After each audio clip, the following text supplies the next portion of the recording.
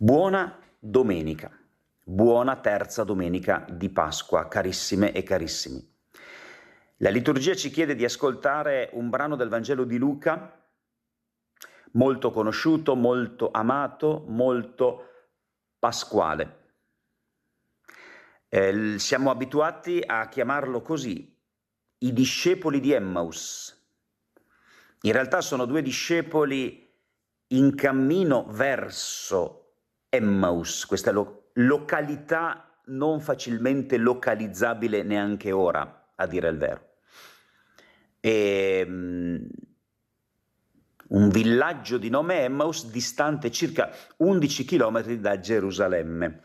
Siamo abituati a considerare questi due discepoli a partire dai loro limiti, dai loro problemi, dai loro difetti.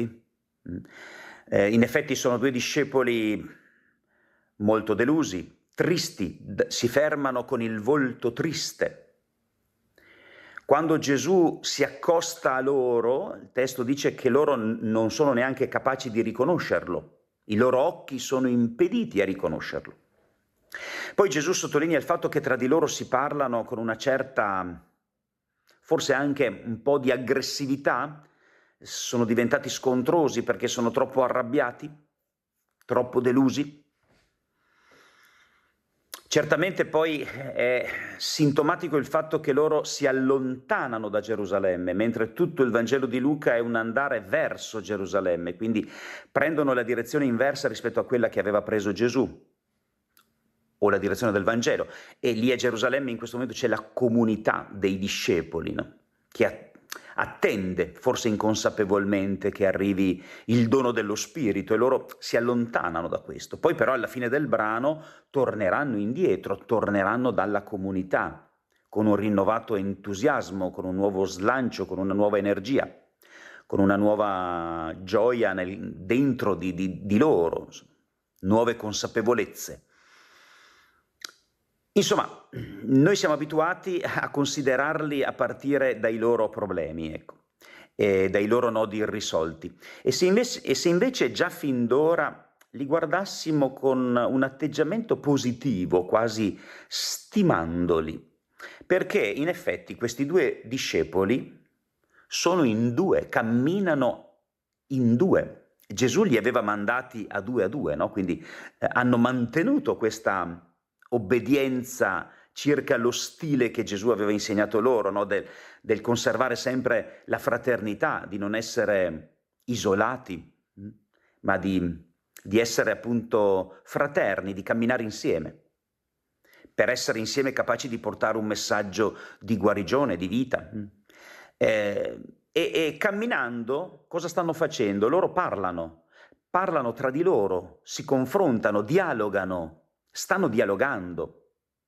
Addirittura si usa il verbo omilein, da cui deriva la parola omelia, cioè stanno facendo una omelia condivisa, sono concentrati su Gesù, parlano di Lui, parlano di quello che è accaduto. E quindi immaginiamoli come due discepoli, certo delusi, certo feriti, certo tristi, ma che stanno facendo memoria, che stanno cercando, che stanno rileggendo, che stanno facendo davvero un cammino non solo esterno, ma anche dentro di loro, insieme tra l'altro. È bella questa cosa. E Gesù si accosta a loro proprio mentre parlano di Lui, mentre camminano ancora pensando a Lui. Certo, c'è un problema da risolvere, e il problema che hanno questi due discepoli è molto chiaro, e forse ce l'abbiamo anche noi, certamente ce l'ha in questo momento l'America di Trump. È il problema di un gravissimo fraintendimento circa Gesù e circa la messianicità di Gesù. Quando Gesù, accostandosi e cominciando a camminare con loro, dice: che cosa sono questi discorsi che state facendo tra voi lungo il cammino? Cleopa risponde: solo tu sei forestiero, non sai, a Gerusalemme non sai ciò che vi è accaduto in questi giorni? Cosa? Gli risposero: ciò che riguarda Gesù, il Nazoreo, il Nazareno, che fu profeta potente in opere e in parole davanti a Dio e tutto il popolo. Noi speravamo che egli fosse colui che avrebbe liberato Israele. Profeta potente.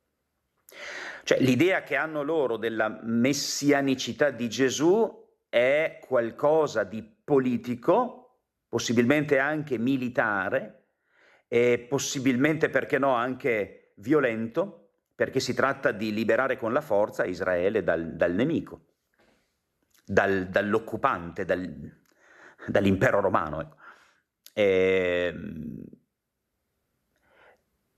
Gesù dice, non è tenero nei loro confronti, perché li apostrofa così: stolti e lenti di cuore a credere in tutto ciò che hanno detto i profeti. Non bisognava che il Cristo patisse queste sofferenze per entrare nella sua gloria. Certo, lui parla di sé, racconta il suo essere Cristo, il suo essere Messia, a partire non dalla potenza che schiaccia, ma a partire dalla debolezza, dalle sofferenze di chi condivide le sofferenze degli altri. Gesù nel Vangelo di Luca si presenta così, dice: quando i discepoli ragionano tra di loro su chi dovesse essere il più grande tra di loro, il più forte tra di loro, il numero uno, lui dice: guardate che io sto in mezzo a voi come colui che serve.